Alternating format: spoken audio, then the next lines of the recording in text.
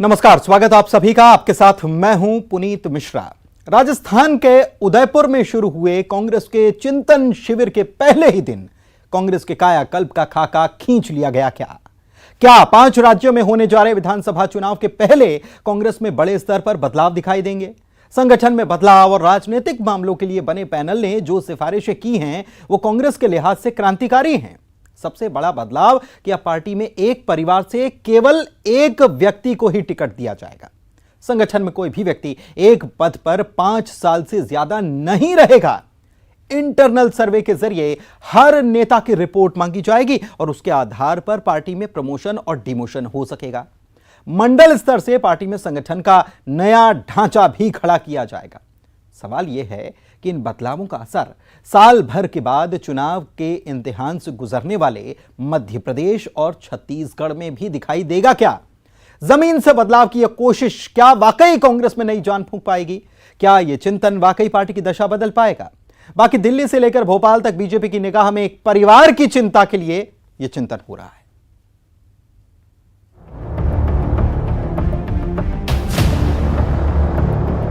चिंतन बैठक में पार्टी की पहली कोशिश कमजोर कड़ी को मजबूत करने की। संगठन का नया खाका तैयार होगा कांग्रेस में और हर ब्लॉक में 3 से 5 मंडल बनाए जाएंगे, यानी 15 से 20 बूथ पर एक मंडल। पार्टी इंटरनल सर्वे कराएगी, नए विभाग बनाएगी, लेकिन परिवारवाद के आरोपों को गंभीरता से लेते हुए तय किया गया है कि अब पार्टी में एक परिवार से केवल एक टिकट दिया जाएगा। चिंता इस बात की भी कि पार्टी में हर नेता का सही आकलन हो सके।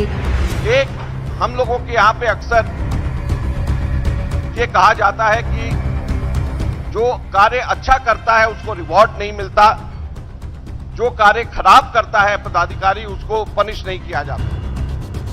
तो इसके लिए मापदंड के तय करने के लिए एक अलग से असेसमेंट विंग बना करके उसके लिए एक यूनानिमिटी और एक कंसेंसस हम लोगों के में बन रहा है कि एक असेसमेंट डिपार्टमेंट, असेसमेंट विंग या एक कोई तरीका हमारे पदाधिकारियों की असेसमेंट करने का हो और जो अच्छा काम कर रहे हैं पदाधिकारी उनको आगे प्रमोट करा जाए और जो अच्छा काम नहीं कर रहे उनको अपने पद पे नहीं रखा जाए।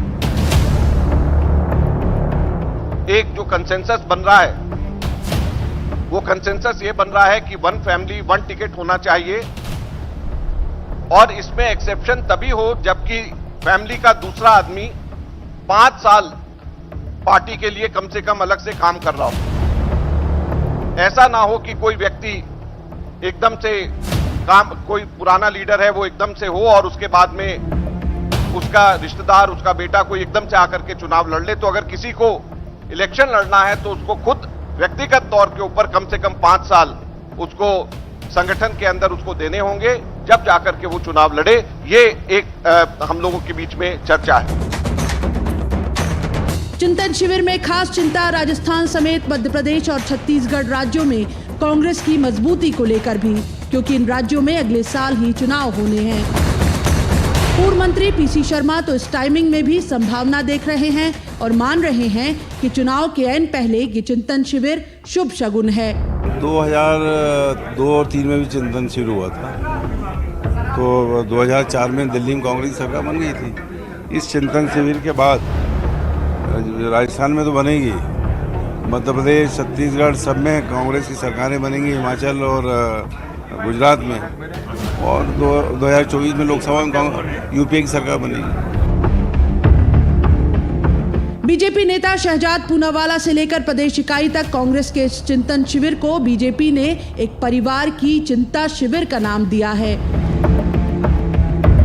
लेकिन वास्तव में मेरी सहानुभूति फिर दिग्विजय सिंह के साथ और कमलनाथ जी के साथ भी रहेगी। लोकसभा का टिकट दिग्विजय सिंह जी को, विधानसभा लक्ष्मण सिंह जी को, विधानसभा जयवर्धन सिंह जी को। अब इनका क्या होगा ये सोचने वाली बात। मान ली कमलनाथ जी, नकुलनाथ जी अब एक ही रह जाएंगे और ये बिना परिवार के चल नहीं पाते। तो अब ये और विसंगति में कांग्रेस धीरे धीरे सने सने जा रही है और मुझे लगता है कि अब बिखराव के कगार पर कांग्रेस पहुंचने वाली है।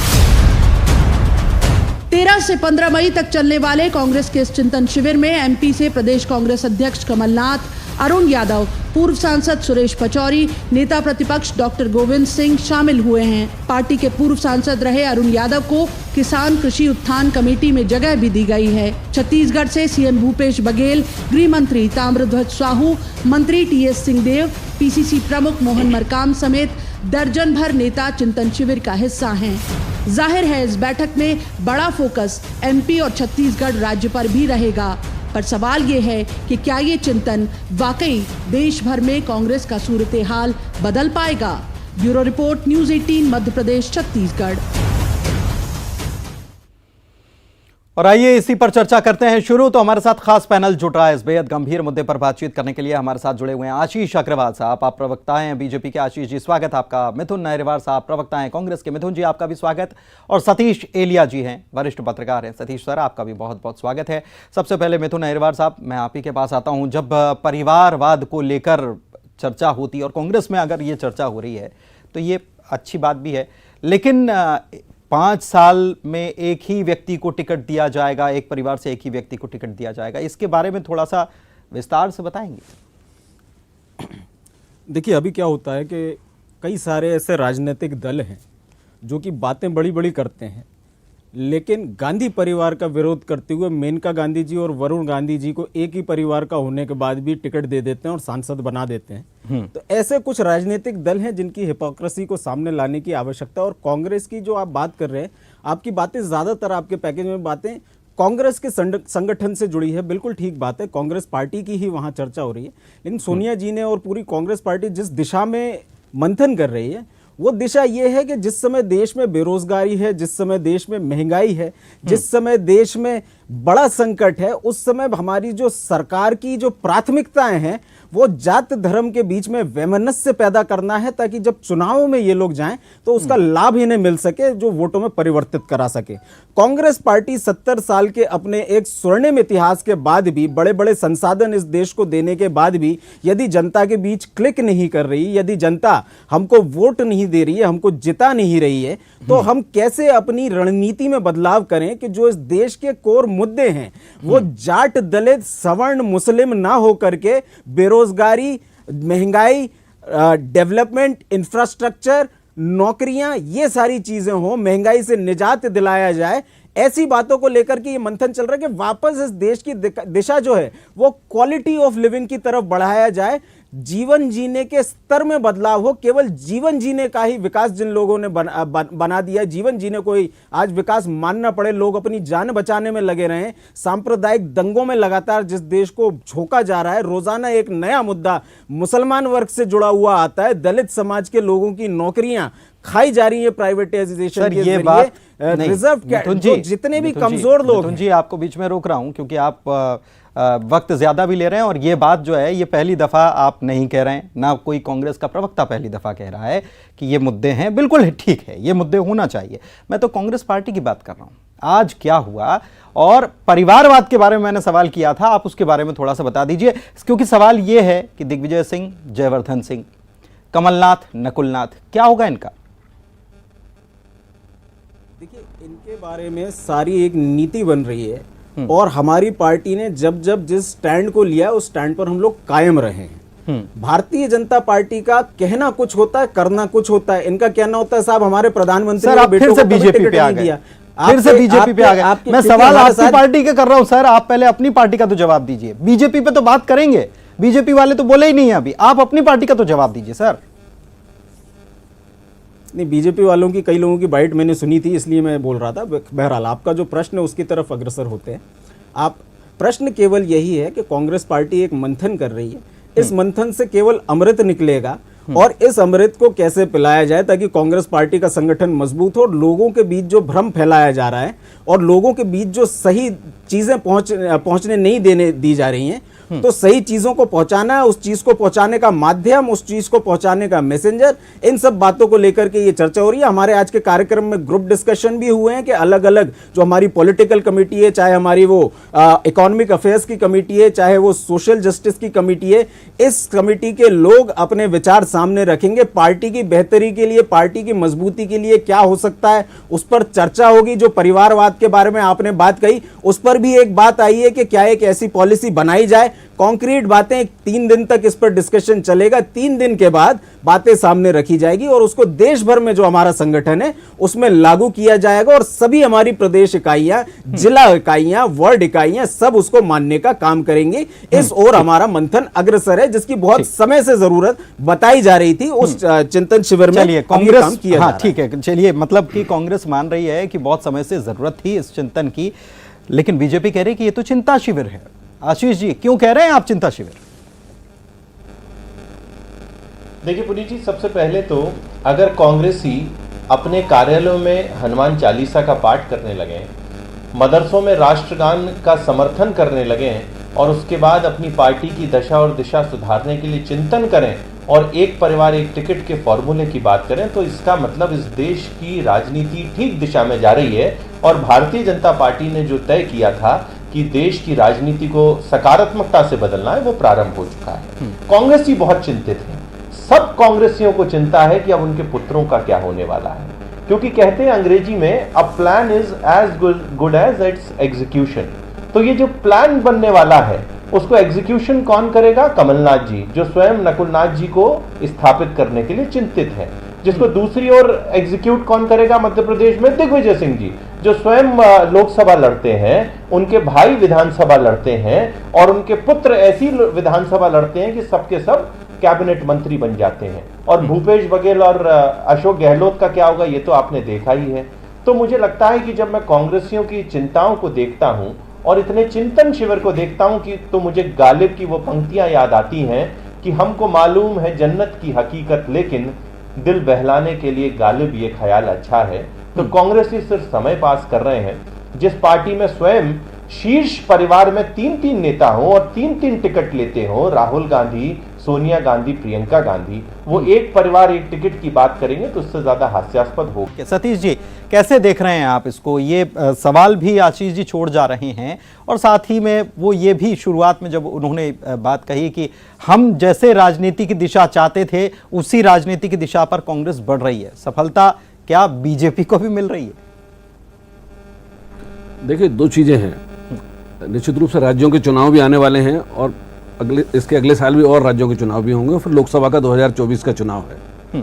कांग्रेस की चिंता वाजिब है, खासकर उत्तर प्रदेश के जो नतीजे आए और उत्तर प्रदेश जैसे बड़े राज्य में कांग्रेस की जो स्थिति बनी, सिर्फ 2 विधानसभा सीटें उनको वहां मिली हैं। उनको राजस्थान में भी चुनौती का सामना है, छत्तीसगढ़ में भी है और महाराष्ट्र में आप देख रहे हैं कि वहां शिवसेना बीजेपी का जो गठबंधन था वो आगे बढ़ा और फिर अल्टीमेटली कांग्रेस के साथ वो एनसीपी के साथ मिलकर सरकार बनी। तो कुल मिला के ये कि कांग्रेस की चिंता 2024 को लेके है और कांग्रेस को अच्छी तरह से ये पता है कि उसकी जमीन खिसक चुकी है। उसकी जो विचारधारा की बात थी, जो कांग्रेस विभाजन के बाद की कांग्रेस की भी हम अगर बात करें तो जो नेहरू जी की कांग्रेस थी या इंदिरा गांधी की या राजीव गांधी के समय तक जो कांग्रेस थी 1985 तक, उसके बाद की कांग्रेस भले ही बीच में 2004 में और ये सरकार इनकी बन गई थी 2 बार, लेकिन वो गठबंधन की सरकार बन गई थी, वो कांग्रेस की सोल सरकार नहीं थी। अल्टीमेटली कांग्रेस को गठबंधनों की तरफ जाना पड़ता था। अब सवाल यह है कि कांग्रेस की जो भूमिका 2004 और 2009 में यूपीए में थी वो भी रह पाएगी क्या?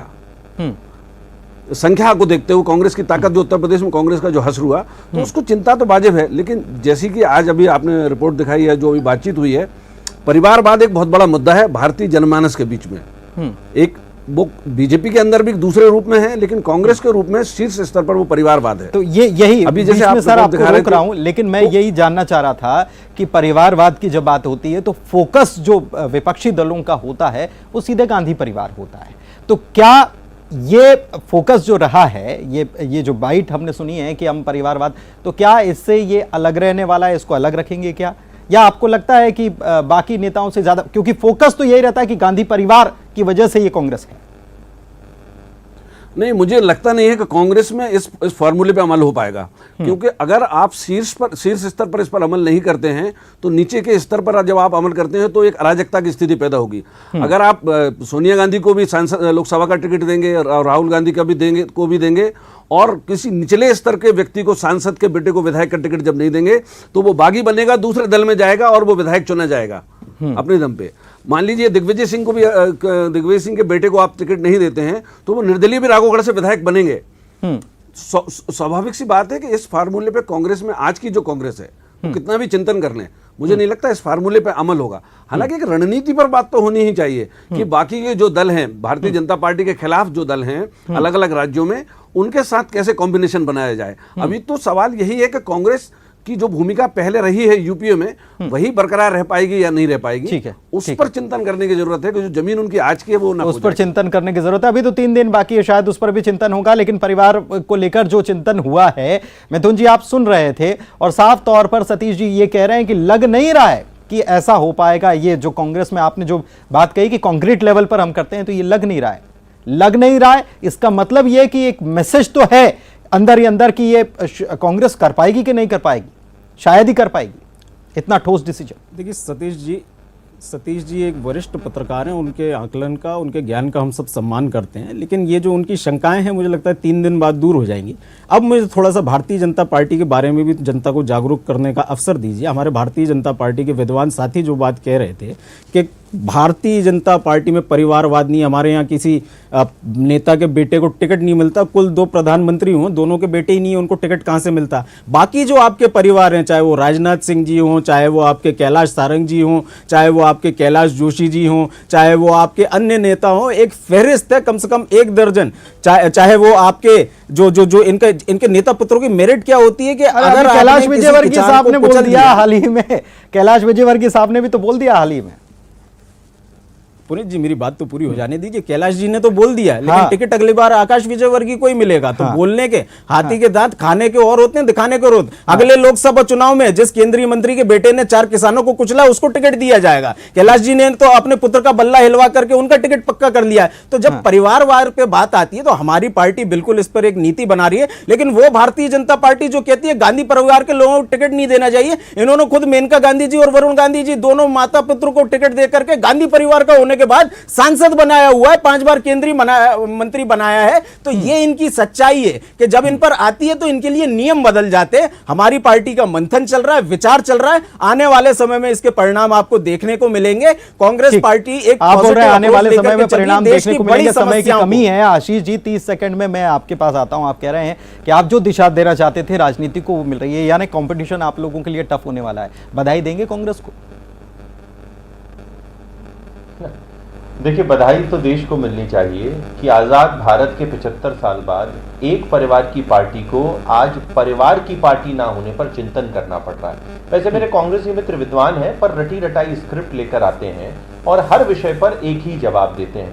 मैं तो कांग्रेसियों से पूछता हूं, भारतीय जनता पार्टी की इतनी जानकारी रखते हैं तो बताएं कि 2 प्रधानमंत्री तो आपने गिना दिए, कि क्या एक राष्ट्रीय अध्यक्ष किसी एक परिवार से हुआ? 2 राष्ट्रीय अध्यक्ष नहीं हुए ना। तो ये स्पष्ट बताता है। अच्छा, कांग्रेस के कितने हुए? 90 अध्यक्षों में से केवल 4 और 90 अध्यक्षों में से केवल 4 और ठीक है, क्लोजिंग की बात है सर, क्लोजिंग पे है आप प्लीज, क्लोजिंग पे मिथुन जी, क्लोजिंग पे।